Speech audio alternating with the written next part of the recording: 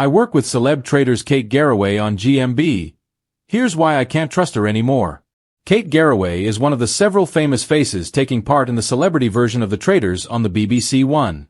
Good Morning Britain presenter Adil Ray has spoken out about not being able to trust Kate Garraway anymore. The ITV host collaborates with Garraway on the breakfast news program, with Kate having recently appeared on the BBC show Celebrity Traitors. The gripping series will see a set of celebrities prepare to take on the ultimate game of deceit and deception, where no one can be trusted, as £100,000 of prize money is up for grabs for a chosen charity. At the beginning of the series, a major plot twist occurred as, instead of being taken to the Scottish castle, the cars took a detour, and the celebrities started the game by meeting Claudia Winkleman at a graveyard. All contestants were ordered to dig their own graves, where shields were hidden under the mud. The series was filmed months ago, with Kate now back at work hosting on ITV. Adil shared a selfie on Instagram with Garraway following the airing of the second episode, adding a rather brutal joke. During the second episode, Kate gave a dramatic reaction when it was revealed that the first celebrity to have been murdered by the Traitors was Paloma Faith. She exclaimed, "I am flabbergasted," to which Olympic diver Tom Daley started to get suspicious. He then questioned Kate's behavior and said to Alan Carr, "Who uses that word?" Alan replied, "You can't just call someone a traitor because they have a better vocabulary than you." However, Tom wasn't the only one to think that Kate was overreacting. One person said on X, "Kate Garraway is coming across so suspicious and being so over the top. Even I'm starting to think she's secretly a traitor, and I know she isn't." Elsewhere in the episode, when Nico Amalana voted for Tom Daley, he spelled it Daly. This left fans in stitches, with one viewer at home saying, "Nico keeping the long-standing Traitors tradition of terrible name spelling at the round table alive and well." Working on Good Morning Britain has always been unpredictable. Early mornings, breaking stories, tense debates, and a constant flow of caffeine. But nothing prepared me for this. The day Kate Garraway, the warm, smiley, ever-charming national treasure, became someone I wasn't sure I could trust anymore. You see, I've worked alongside Kate for years. She's one of those people who can light up a studio at 4:30 a.m. when most of us are still half asleep and running on lukewarm coffee. She laughs easily, never takes herself too seriously, and has a knack for making even the toughest guests open up. She's that person everyone wants to sit next to in the newsroom. But ever since she signed up for the Traitors, Celebrity Edition, something's changed. At first, I thought it was just for the cameras, a bit of fun, a cheeky side hustle that would show the public a different side of her. But then the lines between TV and reality started to blur. The first clue. The change started subtly. During our morning editorial meetings, Kate would drop these sly little remarks, harmless at first, about trust and deception. One day, when a producer mentioned a breaking political story, Kate smirked and said, "Ah, so we've got a traitor in Parliament, have we?" Everyone laughed.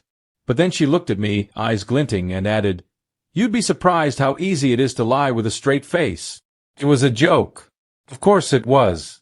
Except, was it? The studio shift. The next few weeks were odd. Kate was still her charming self on camera. Polished, professional, and effortlessly warm. But off camera, she started playing mind games.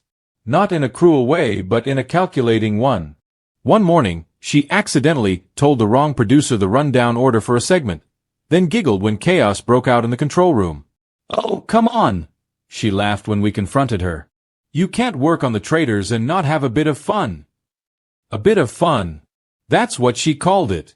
But when you're juggling breaking news and trying to keep live television from falling apart, fun quickly turns into mayhem. The gossip game. Behind the scenes, the GMB team is like a family. We bicker, we laugh, we get on each other's nerves, but we have each other's backs. Or at least we used to. Lately, there's been this tension.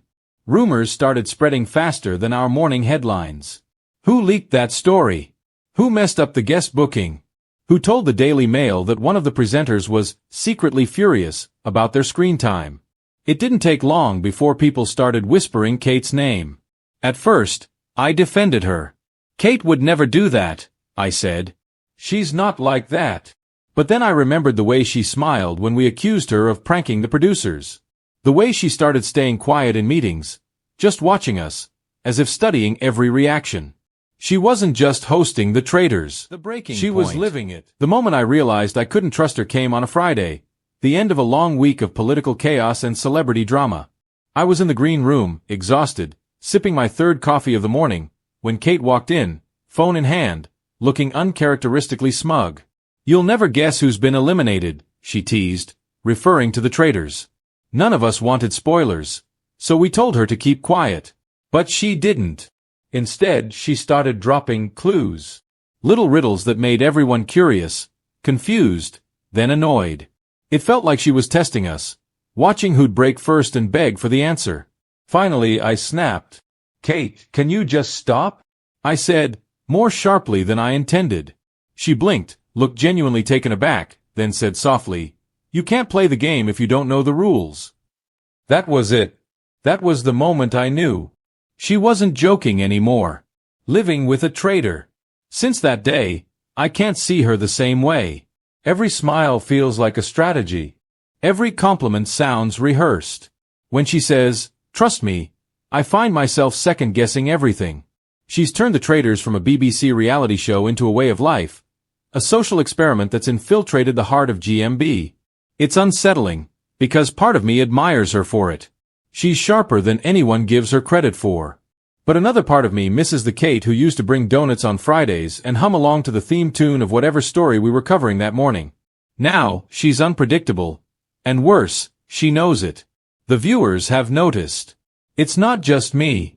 Viewers have picked up on something too. Social media's been buzzing with comments like, "Kate's got a new edge since doing Traitors," and "She's so secretive lately, what's going on?" Even Susanna Reid teased her live on air last week, saying, "You've been acting a bit suspicious lately, Kate." Kate laughed it off, of course, with that radiant grin that could disarm anyone. But when the cameras cut, I caught her whispering to herself, "Never let them see your tells." It sent a chill down my spine. Trust is a fragile thing. Working in television, you get used to playing roles. We all have our on-air personas and our off-air selves. But Kate seems to have blurred that line completely. The Traitors wasn't just a show for her, it was a masterclass in manipulation, and she graduated top of the class. I can't even tell if she realizes how much she's changed. Maybe she thinks it's all just harmless fun, a lingering after effect of being immersed in a psychological game. But to those of us who work beside her every day, it's a constant guessing game. Who's the real Kate Garraway now? The compassionate, cheerful co-host we adore, or the cunning strategist who's always 3 steps ahead? And yet, here's the twist, and Kate would appreciate this, because she loves a good twist. Despite everything, I can't quite bring myself to dislike her. There's something magnetic about her new edge. She's unpredictable, yes, but also fascinating. It's like working alongside a mystery you'll never fully solve. Maybe that's why she's still one of the most compelling figures on British television. She keeps us guessing. She keeps us talking.